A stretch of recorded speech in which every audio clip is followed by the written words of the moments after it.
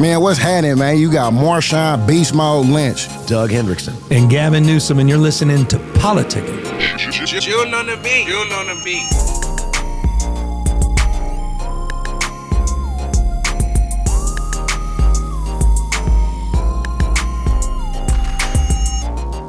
Hey, Doug, come on, man. We're 80s and 90s kids. Did it get bigger than Public Enemy? Never got bigger than that. I grew up on hip hop, and we got a member of hip hop royalty, Rock and Roll Hall of Fame, one of the best icons of all time. Flavor Flav, Marshawn. Hey, man, talk to him, tell him about it. What's happening, man? Man, loving you, bro. Word up, missing you, man. How you doing, what's champion? Up, what's up, G? What's going on, champion? Yeah, man, shit. Trying to be like you when I get older. You understand me? Hey, come on, man. Listen, man. I'm trying to be like you when I get older, man. Listen, man. I know you done seen them bite your style, man. They got the what is it? The 20 V1 where they bring in the 20 women and they all holler at the one. I say, man, damn, that's the same. I say, man, Flav did that shit like 30 years ago. God damn. Yo, and everybody's still talking about that shit like I did it last month, man. Man, that shit, it seemed like that shit just happened yesterday. Hey, with Flav, this is Doug. We want to welcome myself and the Governor Beast Mode to Politickin. Hey, you are a hip-hop royalty, okay? One of the best bands of all time, Public Enemy, a reality TV icon. You are a Olympic guru. You're a girl dad. You're a Taylor Swift fan. We love you, man. We appreciate you being on the show, and we can't thank you enough for joining us, man. Thank you, man. Thank you, and thank y'all for having me, man. And one of the things he couldn't say, and you were real, man. You understand? Yeah, no, there was Doug was saying I handle that one, man. None of that. We have editing capacity. We could still edit. By the way, you're back from Paris, or what? You're still hanging out next to pools, huh? No, I'm at the crib right now, man. I keep a pool at the crib. You know what I'm saying? It's hot out here, man. So, you know, got always keep a pool at the crib, man. You know what I mean? Yeah. How was it? So how was the Olympics? How was the women's water polo? And how the hell did you get involved with water polo? Well, it all started with the captain, Maggie Steffens. You know what I'm saying? She put out a story. You know what I'm saying? And my manager turned me on to the story. You know what I'm saying? And, you know, she said, Flav, what you think about this? I said, you know what? I said, let me step up to the plate, man. You know what I'm saying? And let me see if I can help these girls out. You know what I'm saying? Let me tell you something, man. When the girls ain't out there competing, when the girls ain't out there competing, they're home. You know what I'm saying? Working 2 and 3 jobs. You know what I'm saying? Living active lives. You know what I'm saying? You don't make money in the Olympics. Yeah. You know what I'm saying? So when they out there competing, it's taking them away from the jobs and all of that stuff. You know what I'm saying? So I said, let me see if I can help give these girls a boost. You know what I'm saying? They got 3 back-to-back gold medals right now, which is amazing. And no other water polo team has achieved that right now. So I said, let me see if I can push them into getting that 4th gold medal. You know what I'm saying? Yeah. So that was my purpose, man, of stepping in, man, and sponsoring the water polo team. You know what I'm saying? And that's why I was out there in Paris, man. I mean, you know, anytime that I ever seen the Olympics, it was always on television. Well, with Flav, who would have thought back in the 90s you and Snoop would be the two faces of the Olympics, man? Who would have thought that? Hey, I know one thing. I never would have thought that. Right there. I mean, you know, like I was saying, you know, being at the, you know, anytime I ever seen the Olympics, it was always on television. So for me to be there in the actual moment, oh my God, it was so amazing, man. It was, the experience was amazing, man. You know what was it? What was it about the experience that surprised you? I mean, it was just it was the sense of patriotism, teams. I mean, or just energy. What was it? But energy-wise, man, mainly energy-wise, you know what I'm saying? Because to me, it was like a dream come true, man. It's like, wow, I'm finally here, and I'm finally getting to really experience and see this in real life with my own eyes and being in that moment.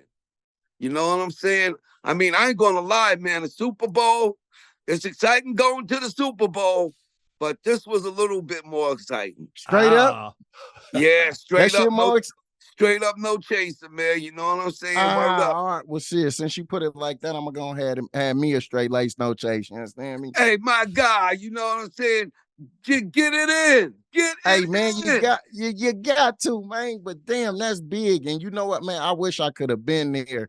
Because, man, it looked like y'all motherfuckers out there just having straight fun, though, the whole time. Every time, you know what I mean, you popped up, it looked like the motherfucker was just enjoying itself to the, to the fullest, though. I was Marshawn, you know, and I had my family out there, my girlfriend and the kids, you know what I'm saying? I mean, you know, we had a good time, man. I wanted them to get to share this experience with me for the first time ever. What was the best venue out there? What besides the water polo and all that? I mean, track and field, obviously. I mean, women's beach volleyball looked like an incredible venue. What was the best venue you went to? Here you go, Doug. I mean, well, for me, you know what I'm saying? Besides the track and field, you know, I got to go to the women's rugby game and I watched them win their bronze, you know what I'm saying? And then right after the game, then the whole team came up to the suite to come meet Flav. You know what I'm saying? And one of the girls to win that scored that last touchdown, the speedster, I forgot her name. She let me try on her gold medal. You know what I'm saying? I'm about to ask you, is that one you got around your neck right now? Oh, nah, man. This right here is Rocket Stones, man. You know me.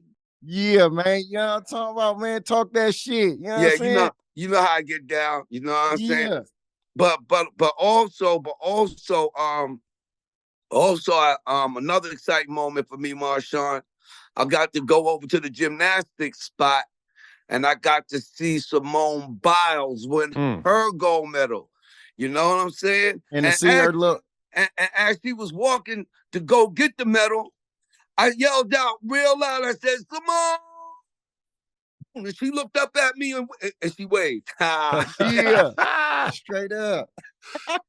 I love celebrities having, you know, crushes on other celebrities like that. I appreciate that. Let me take you way back and get your opinion. We talk about time about a life and different twists and turns and whatnot in regards to which way you could go. I know back in your day, you dropped out of high school, right?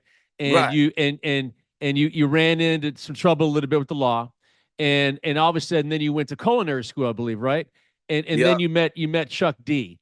And then from meeting Chuck D, everything kind of went on to Public Enemy fame and whatnot. So isn't it crazy looking back in those days that, you know, one wrong turn, or if you didn't get in trouble and you didn't go to culinary school, you may never met Chuck. You may never be where you're at today. So isn't it crazy looking back those 40, 50 years ago and thinking, my God, like, look what happened in my life on a couple of these turns I took. Hey, well, let me tell you like this, man. You know, every day is going to always be a life learning lesson, man. You know what I'm saying? And the past is responsible for our future.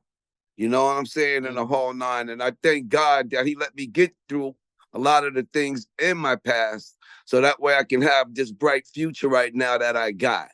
You know what I'm saying? And the only thing right now that we got to look forward to is everything that's in front of us. You know what I'm saying? Everything that's in back of us. Hey, we can't look forward to that because it's in back of us. You know what I'm saying? So keep that shit simple. I just thank God for the blessings, man, that he gave me from then all the way up until right now as I'm on the phone with you guys. Hell yeah. And by the way, what is it about? I mean, you've always had this connection, I mean, by definition with time. Was that, I mean, in that, you know, yesterday's dead, whatever happened, you know, that's the end. This notion, you know, we've got a limited amount of time, but it's not that we have a limited amount of time. It's that we waste so much of it. But you obviously symbolically and substantively, you've always had that relationship, or at least that deeper understanding. Where the hell did that come from? Well, honestly, it came from God to me. You know what I'm saying? You know, when I started wearing this clock, you know what I'm saying? A lot of people was asking me the reason why. So I made up my own significance. You know what I'm saying? And time is the most important element that we have in our life. We can't afford to waste none of it. And as the minute hand goes around, we have to use each second to our best value. You know, time brought us in, and yes, time is going to take us out. And I always be saying, I'm clocking. That means I'm paying attention. So you can't get fast on me because I know what time it is.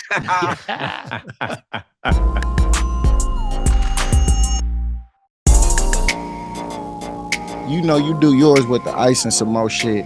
I had no idea, but I went ahead and I put that motherfucking clock right there, that infinite, that time. If you can see it right there, that's that infinite time. Like, you know what I mean? I thought about it from a situation where, you know what I mean, life goes time, you know what, life stops. You know what I mean? That's at right.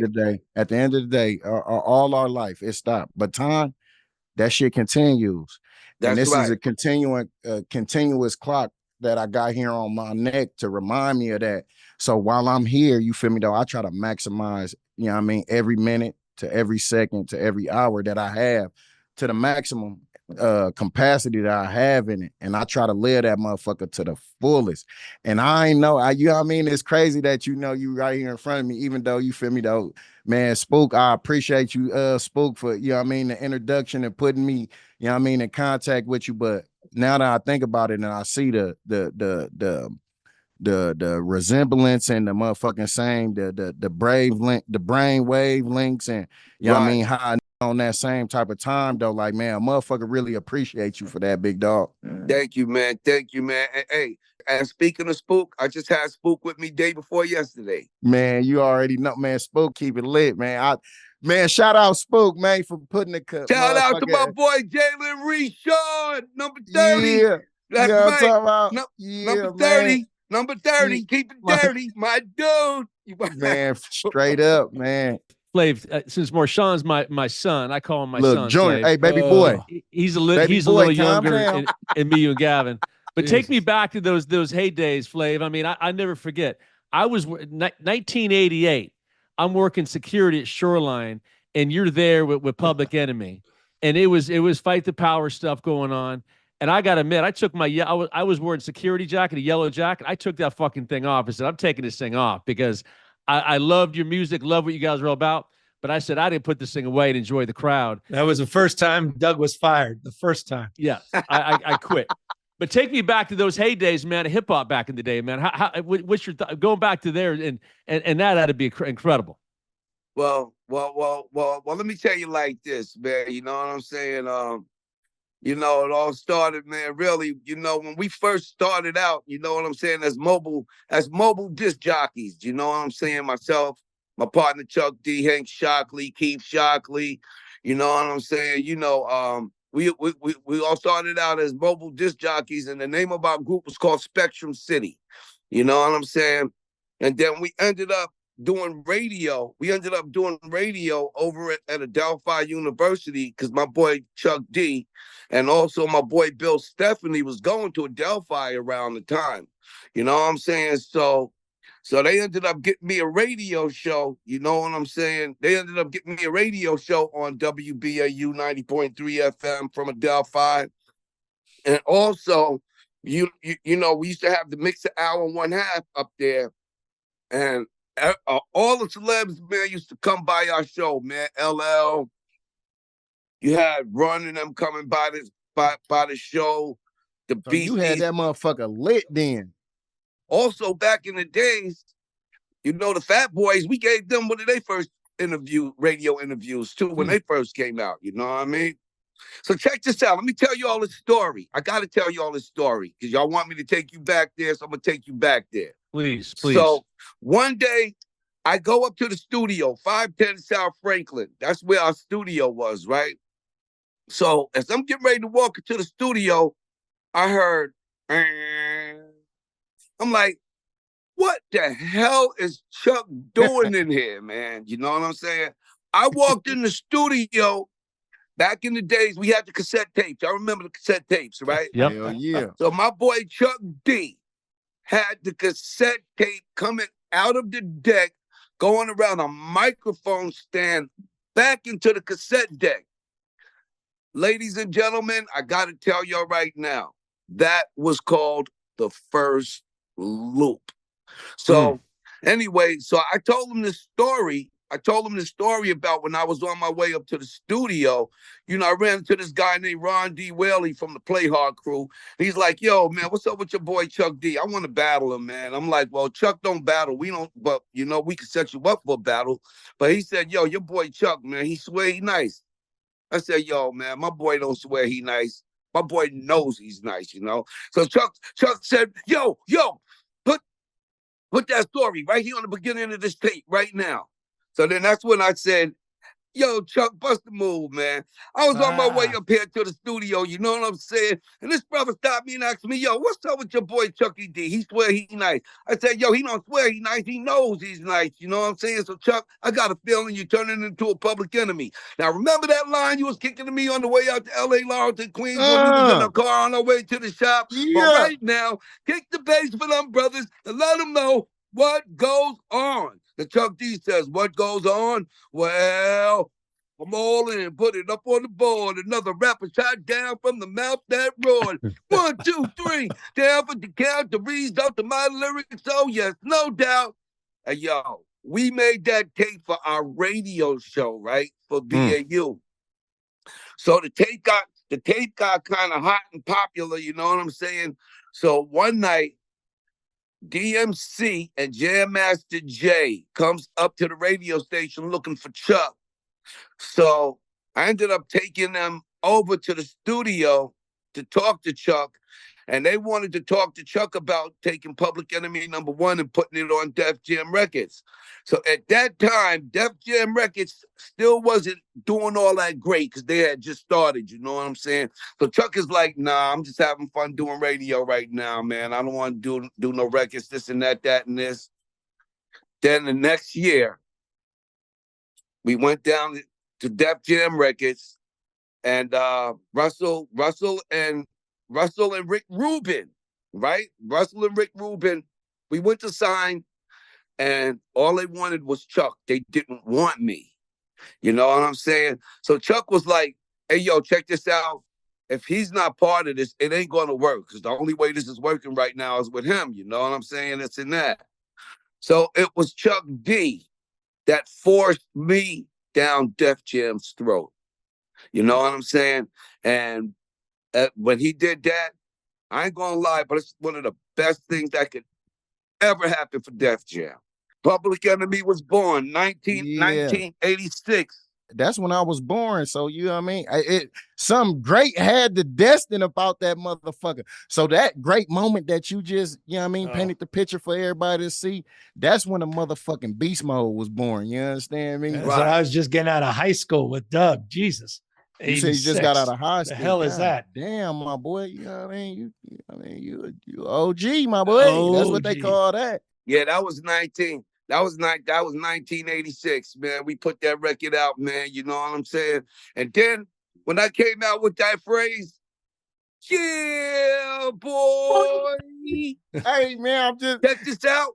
That phrase right there made Flavor Flav the most sampled voice in the history of music. Nobody else's voice has been sampled more than mine's. Nobody's. You know what I'm saying? And the whole nobody game been ripped. Look, the whole, what's that? The reality TV show been shit modeled after you as well. So shit. Oh yeah, yeah. I set the tone. I set the Flavor tone of on love, that. man. You had hood on that motherfucker. Boy, I said, damn. I kind of set the tone on that. You know Yeah, what I'm you saying? for sure But, yo, did. You know what I mean? But let me tell you this, Marshawn. That year, boy, you know where I really got that shit from, man? I got it from LL Cool J. Is that right? Back in the days, right? There was a group called the Afros. You know what I'm saying? They was in my 911 as a joke video, too. So me and LL was in the back of the limo one day going to the Afros video shoot. And all the time, LL was saying, yeah, boy. Yeah, boy. So what I did was I took the year, I made it longer, and I took the boy, and I made it longer. And that's how we came out with, yeah, boy. And you know when that motherfucker first hit was, for me, was when I watched motherfucking New Jack City.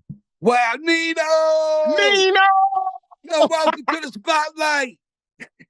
Yeah, you know what I'm talking about, man? That motherfucker was a staple, man. I'm telling you, man. You got my family going crazy. My uncle Lee, man. Every time that motherfucker hit me with that, whenever he called my phone, yeah, boy.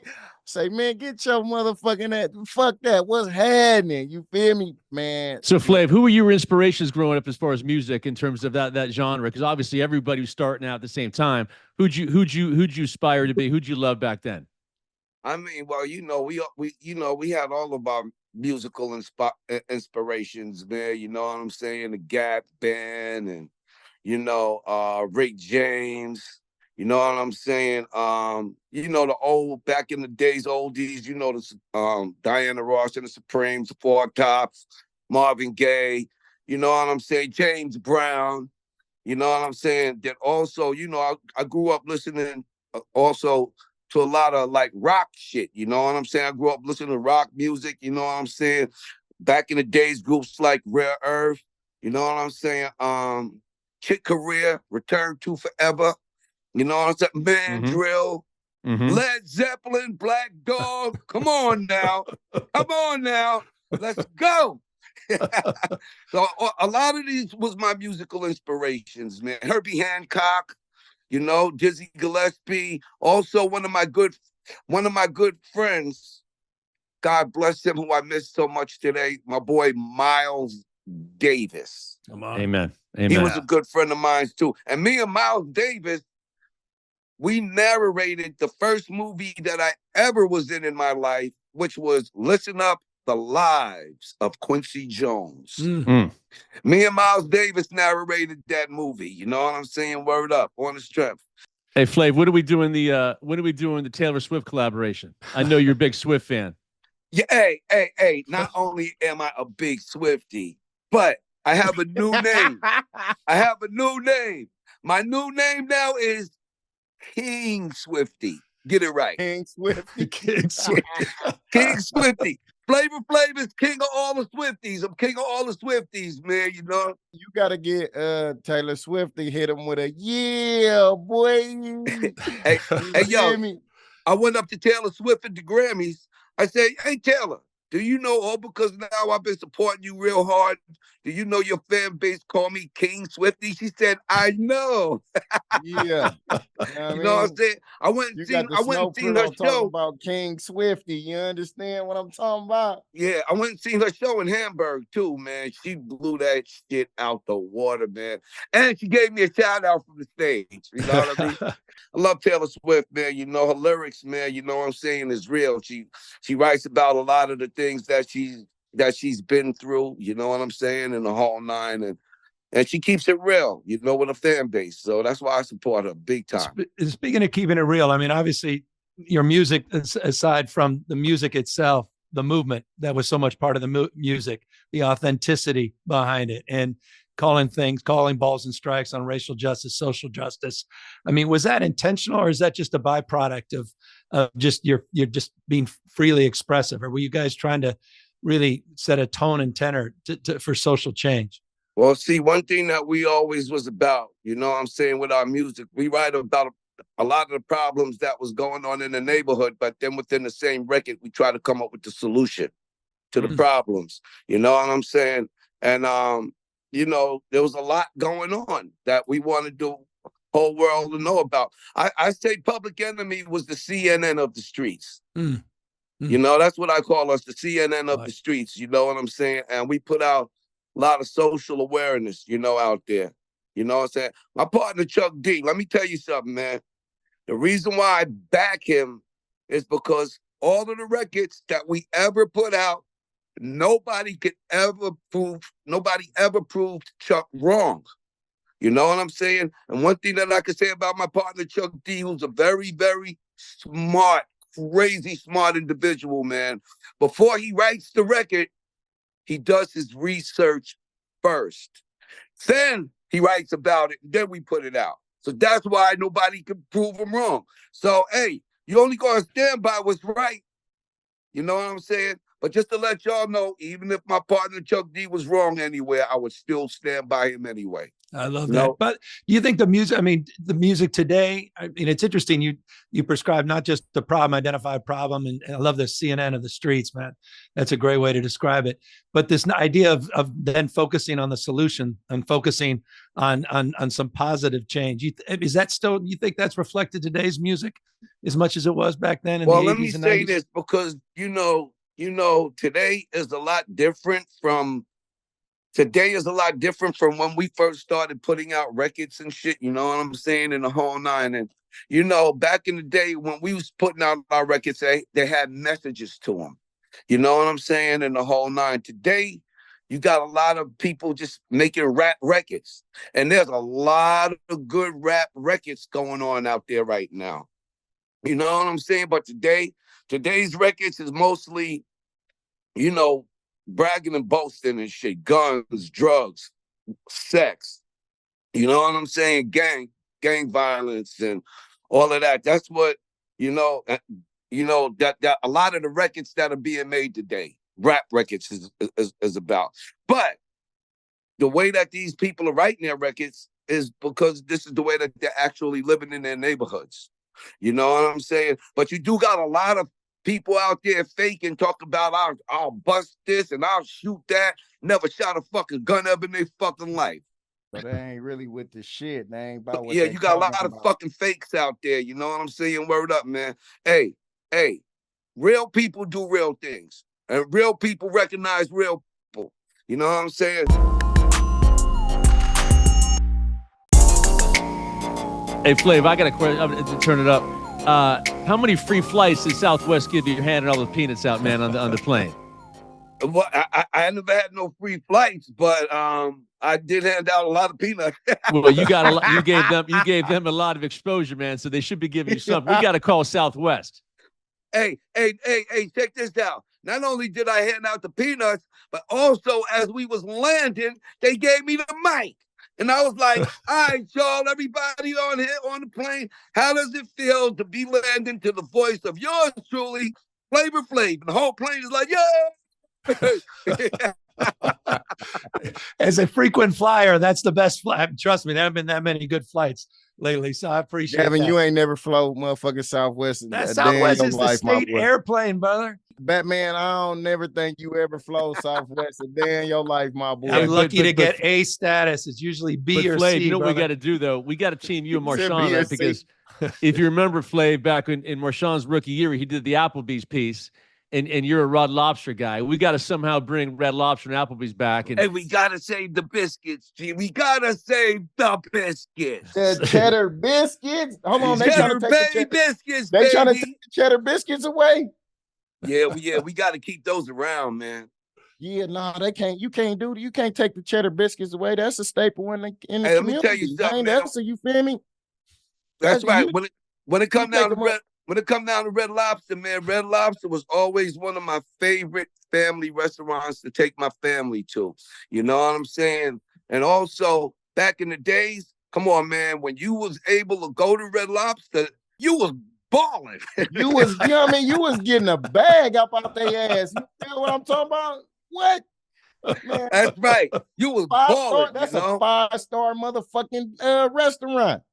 No, Flav, remember, it was Red Lobster, it was Sizzler and Red Lobster. Both of them. Yep, Sizzler was a good night out. Sizzler and Red Lobster. That's right. Sizzler. Can't forget Sizzlers, baby. Come on now. Oh, now it's Applebee's. Definitely can't forget about no Sizzler.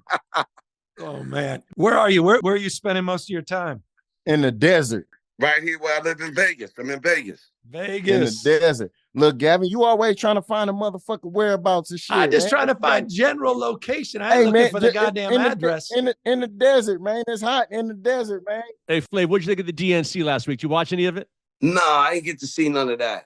Are you, by the way, I mean, what you talked about, it's interesting, and it's sort of an extension of Doug's question about a little bit of politics, but without talking about politics, Doug, Marshawn, and I've been talking a lot about what's going on in inner city America, not just in inner city, because Marshawn corrected me, don't even like that phrase, but what's going on in the streets. And we talked about the 80s and 90s. And, you know, we just, obviously, I think we're still sort of reconciling what the hell happened last 3-4 years with not just COVID, but notably social justice, which so many people have forgotten what happened post George Floyd. And so much of our politics, I think, being shaped today by the reaction to that, and perhaps now the counter reaction to that.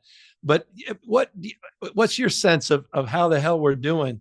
I mean, all the movement that was part of your music and that energy and the positivity in terms of just not diagnosing a problem, but having a message. I mean, what's your sense today of politics in relationship to the music? You're being a little critical of the music in the context of people sort of posing about that reality. How you feeling that reality is squaring with the music, and what is your sense of how we're doing broadly?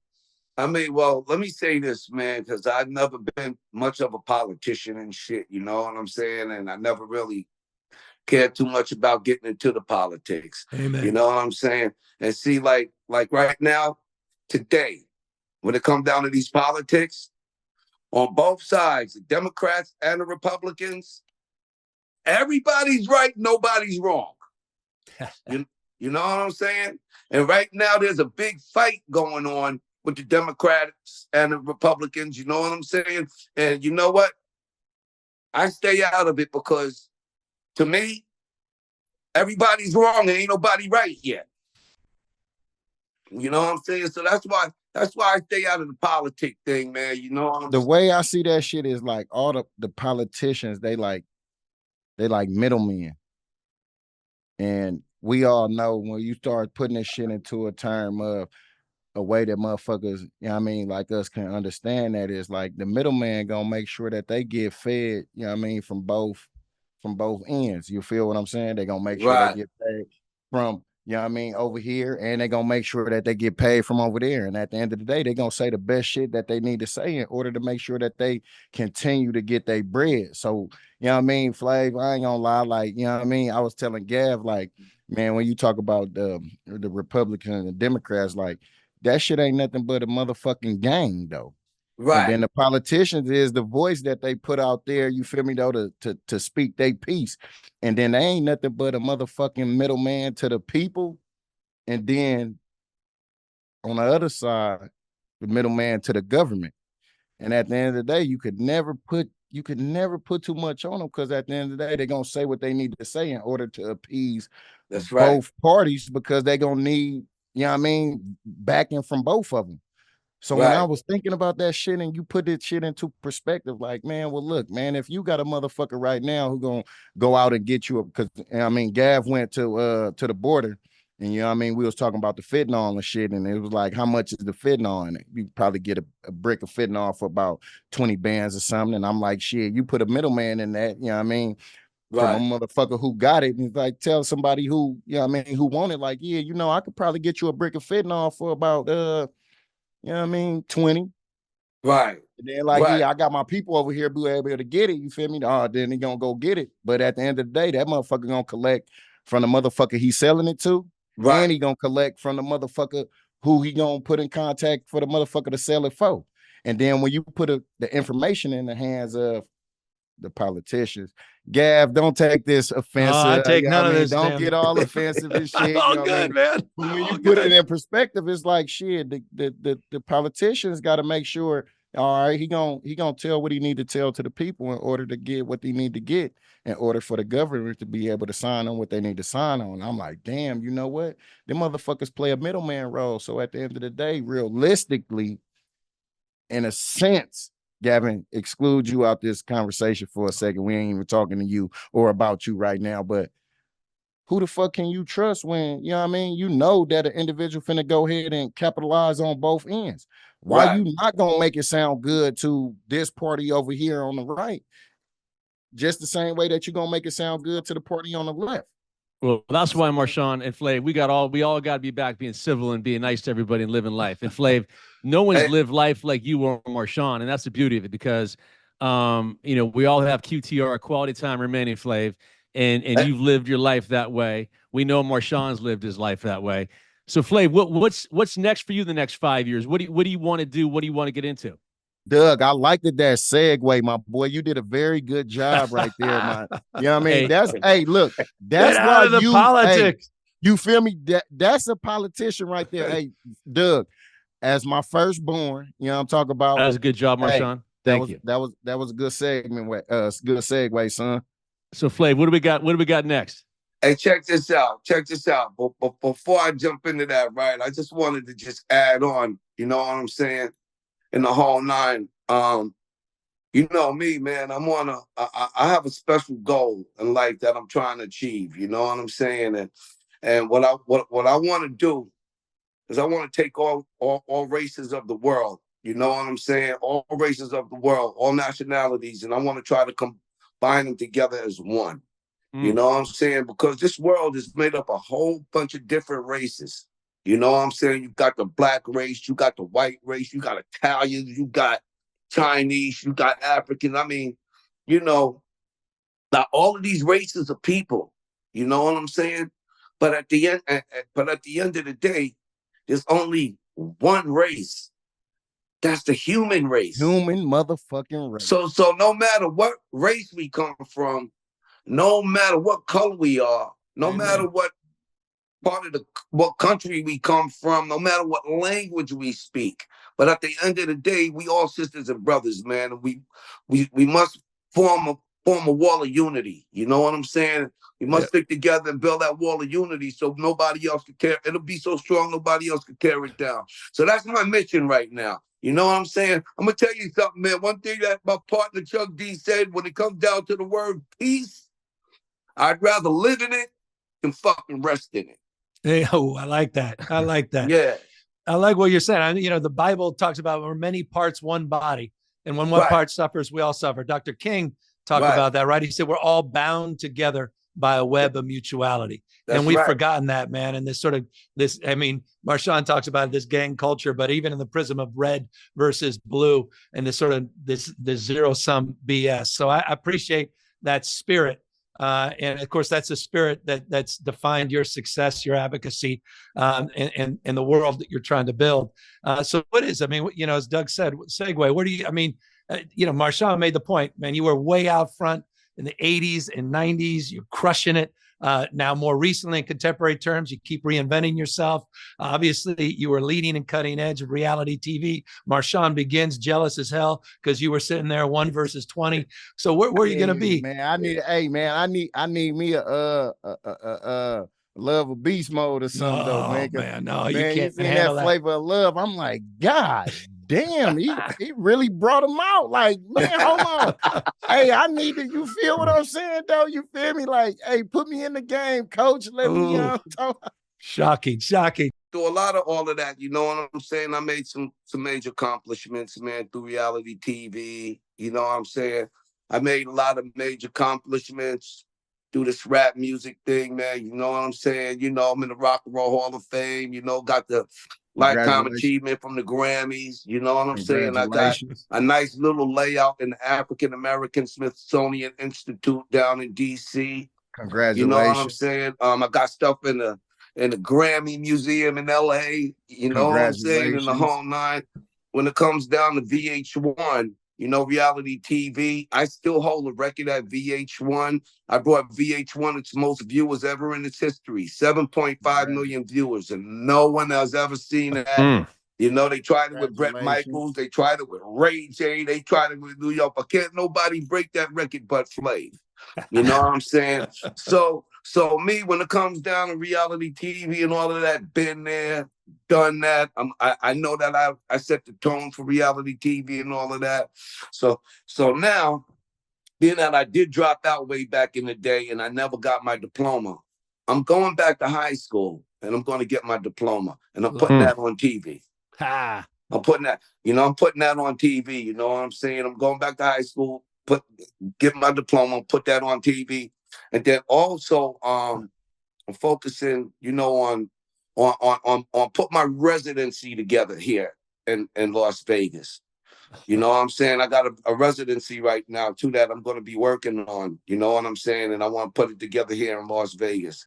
Hey, well, look, man, you not all. I'm gonna say like this. I think I seen it was two artists. I think it was Coley Ray, Coley Lee Ray, and Quavo. They just went back and they went and got they high school diplomas, and I think one of them was 29 and one of them was 24. So I mean, I don't think it matter about, I mean, how old you are or, I mean, what state of mind, where you at in life, but going to go ahead and put more accomplishments on your resume, like, man, just keep adding them motherfuckers, man. Keep them motherfuckers piling up. Keep doing shit that motherfuckers didn't think was possible for you, man. You feel me? Especially because, we had a couple talks on here before where, I mean, motherfuckers told me before, like, you'll be dead or in jail by the age of 18.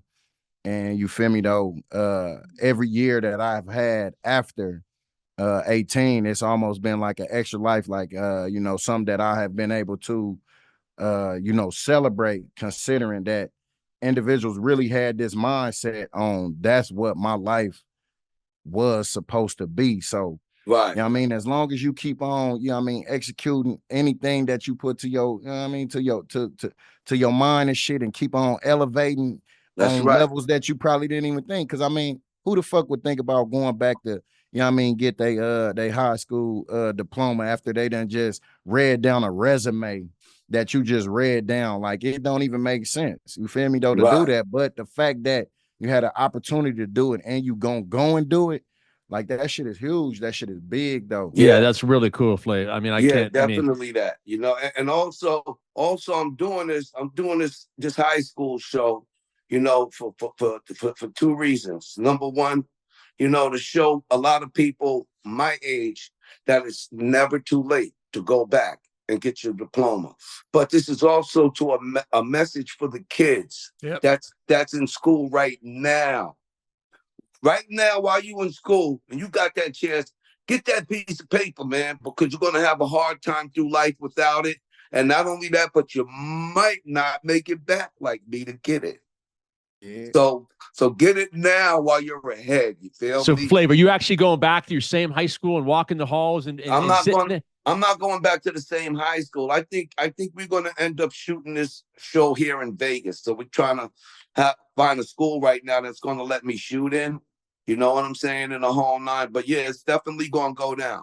How do you get back into a high school? Yeah, that's what I'm saying. Like, hold on. You actually mean like going to class? Yeah. You know what I mean? The whole backpack, sitting in class, taking the a whole test, thing, listening to a motherfucking teacher who you probably make more than anyway.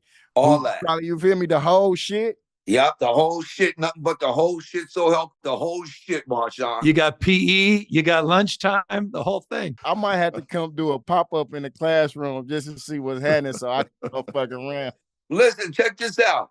Believe me, I'm going to be having some celebrity guests coming by, dropping in on me. You know what I'm saying? Marshawn, you definitely one of them. Hey, if you could jump in a spacesuit and go to the fucking moon, I know you can come see your boy Flav at a high school. Hey, man, I'm telling you. And you know what? Fuck it. I might just come in the motherfucking spacesuit. Fuck it. That'll be some game. That'll be some G shit, though. Hey, Marshawn, either you come in the spacesuit or you come rolling around in that big-ass fucking tire, man.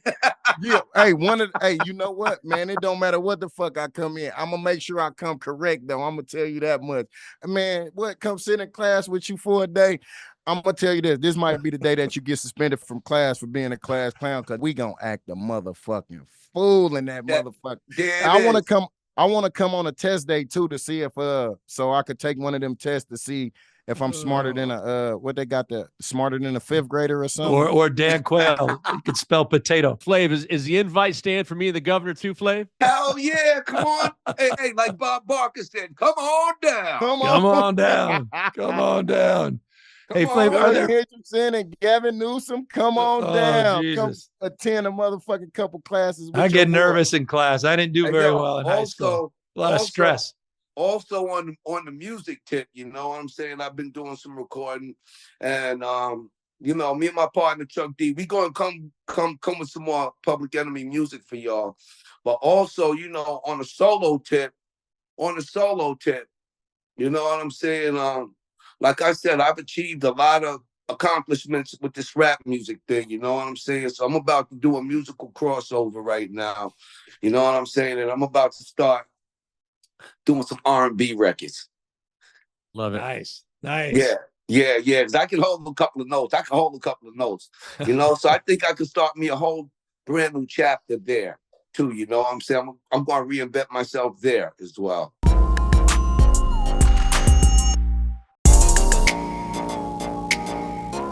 Who are the folks out there that you admire most in that space? Who you listening to and you know, who you inspired by right now?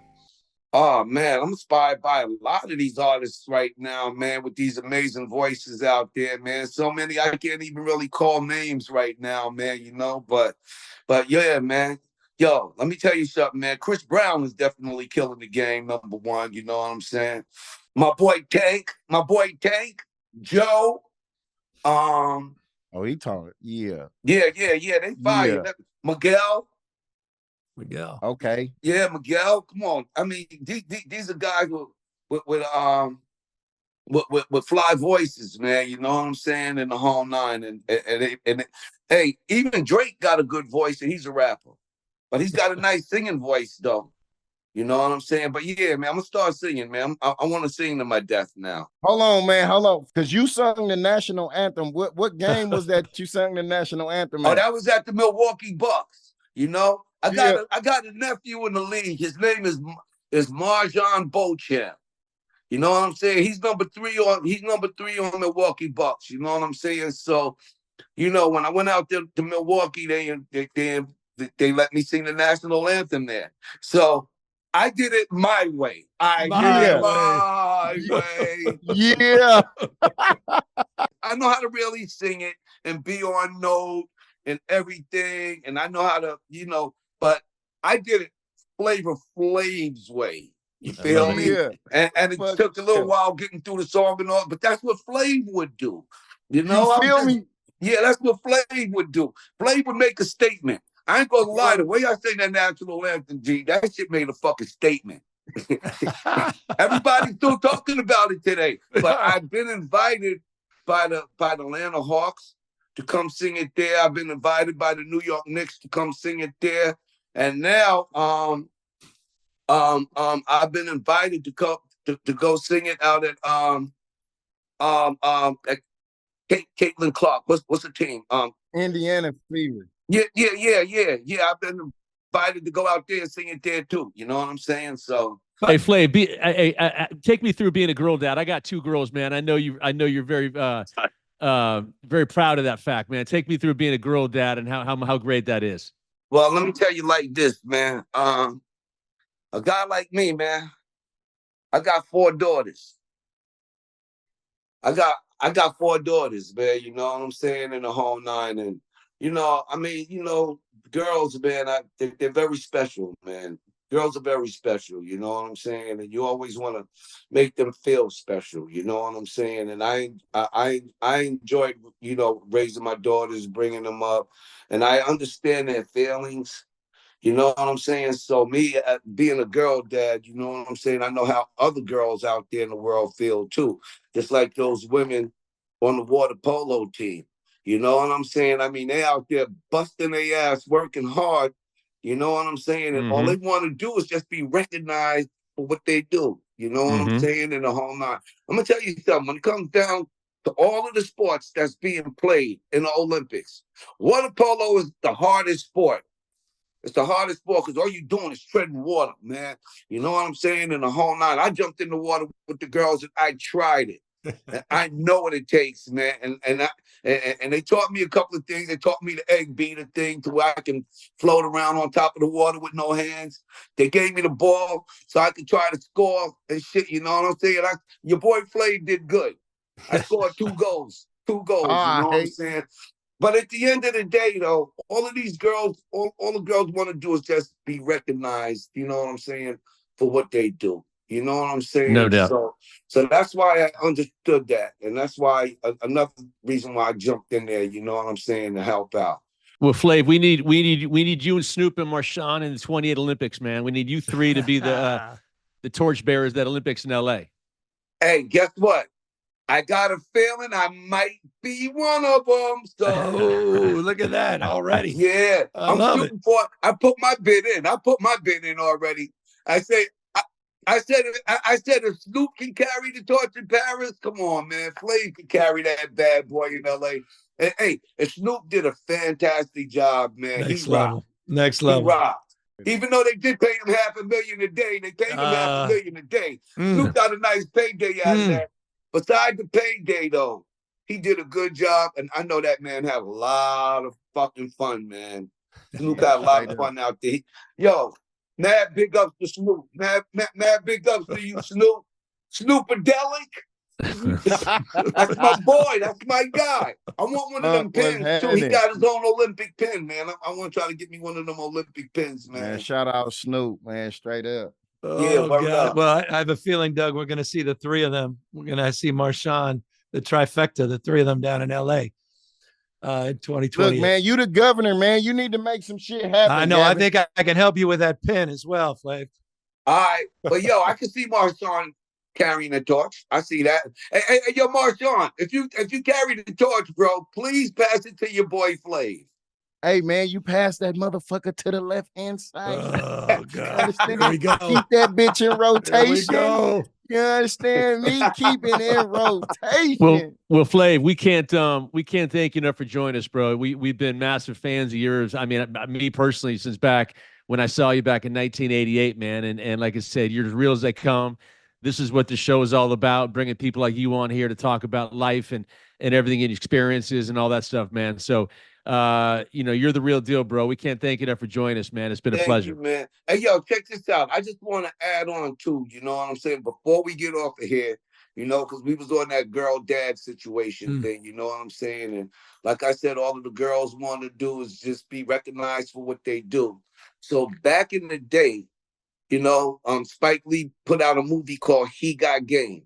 And we did the soundtrack to it. Public Enemy, we did the soundtrack to that. You know what I'm saying?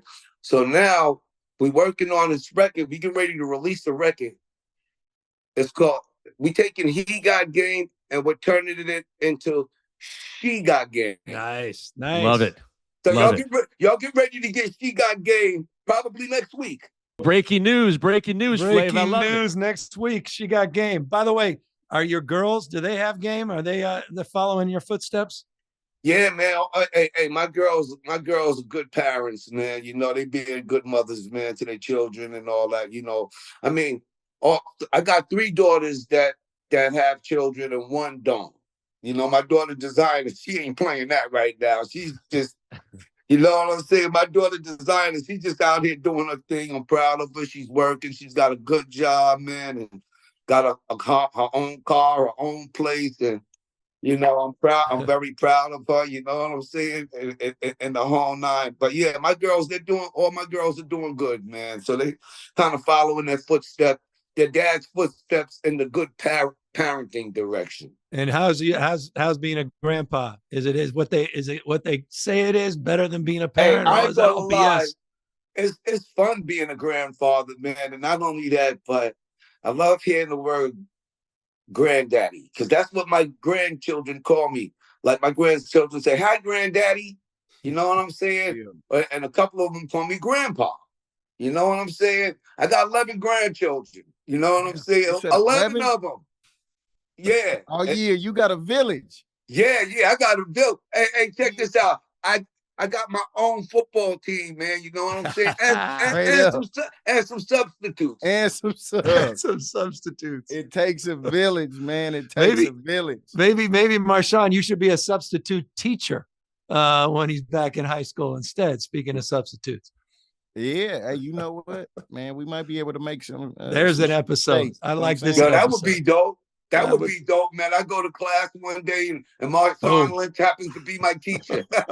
What's up, man? Let's get it. He's teaching me a lot, Flav. He's teaching us all a lot. Hey, Marshawn. Hey, Marshawn. I'm gonna put the bid in for you. Just don't fucking fail me. Hey, look, what? We got straight A's. No flagpoles. Look, no flagpoles. Pass me like you passed the ball, or like the ball passed to you. Yeah, like the ball was passed to you. I'm a smooth hand that bitch off. Smooth than a motherfucker. Hey, yo, and check this out. And I'm a make a touchdown with that bad boy. I'm going to score. You know what I'm saying? Hey, we going to keep this transition smoother than Skippy peanut butter, baby. You know what I mean? You feel what I'm talking about? Yes, Lord. I fucked with it, man. Hell yeah, big dog, man. Appreciate you coming on. You feel me? Don't kicking game with him, spitting that ism and some more shit. Man, it's all, but you know, the love is bulletproof over here, man. A nigga respects you to the umpteenth most power of the umpteenth most. All the shits that they got, the squared and the other little shit that they got that they put over the number. The love is infinite, my guy. Thank you, man. You know, it's like that here for you too, man. Always been like that. I'm hitting your ass up, man. Where we going? Mastros?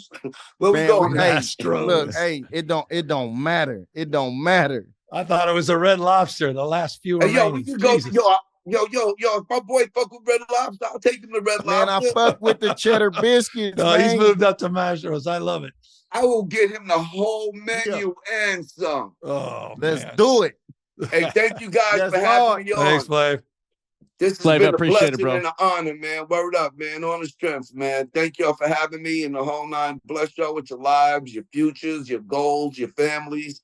Make sure y'all watch my TV show when it come on. And make sure y'all listen to my record when we put it out. She got game. She got game. She got game, Flav. Let's go. Yeah, boy. She got it. Yeah, boy.